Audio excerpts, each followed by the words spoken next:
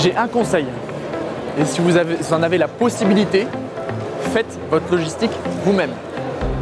Parce que la logistique, encore une fois, c'est tellement stratégique que tout de suite la confier à un prestataire, c'est perdre une partie de la connaissance du métier de e-commerçant. Notre conseil numéro 1 pour les e-commerçants et les entrepreneurs, c'est de bien savoir maîtriser en interne sa solution logistique, d'avoir vraiment une vision en interne, de faire ça directement chez soi avant de penser à externaliser. Surtout pas lésiner sur la qualité de l'emballage.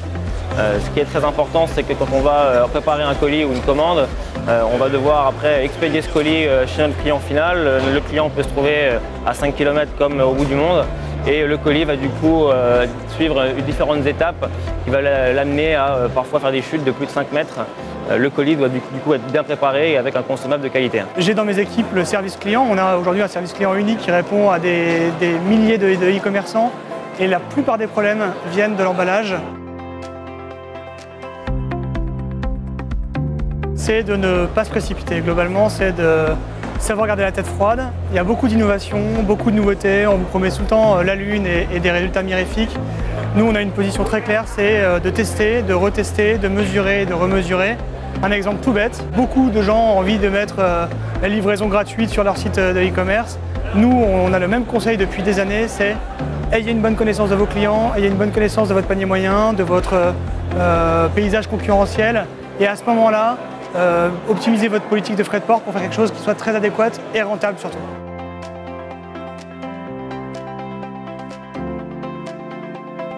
Je peux peut-être partager en tout cas une première expérience ou une longue expérience aux jeunes entrepreneurs qui démarraient dans l'e-commerce. C'est finalement, il n'y a pas de règle absolue, il n'y a pas un seul partenaire, il y en a plusieurs.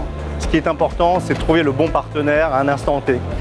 Il ne faut pas prendre le plus grand au démarrage, il faut trouver le partenaire avec qui on va faire le plus de business et qui va accompagner le plus longtemps possible son projet. Tout d'abord, c'est de choisir les meilleurs partenaires. C'est ces partenaires qui vont vous aider en fait à vous structurer, à grandir en tant que e-commerçant. Et donc c'est sur ces partenaires qu'il va falloir s'appuyer au moment où il va falloir grossir, au moment où de nouvelles problématiques vont se présenter à vous. Et donc il faut bien les choisir, c'est quelque chose de très important. Chercher dans la chaîne de valeur les partenaires qui vont assurer la fidélisation de leurs clients.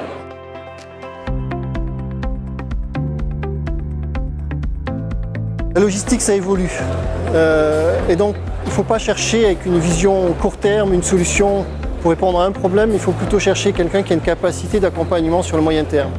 Parce que la solution d'aujourd'hui, j'en suis persuadé, ne sera pas la solution de demain.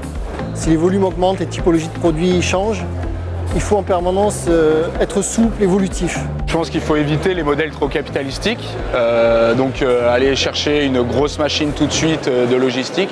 Il faut essayer de raisonner un maximum sur des coûts variables, ce qui nous permet de rester flexible et notamment rester flexible sur notre modèle.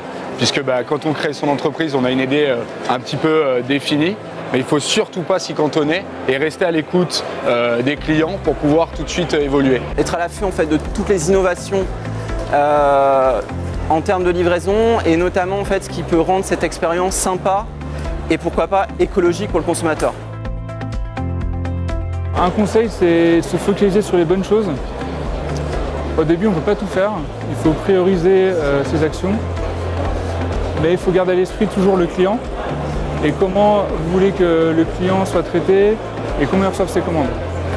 Voilà, je pense qu'il faut avoir une vraie philosophie client sur l'ensemble de la chaîne de valeur de la marque ou de l'entreprise. Parce qu'après, ça crée un vrai cercle vertueux et ça crée de la croissance.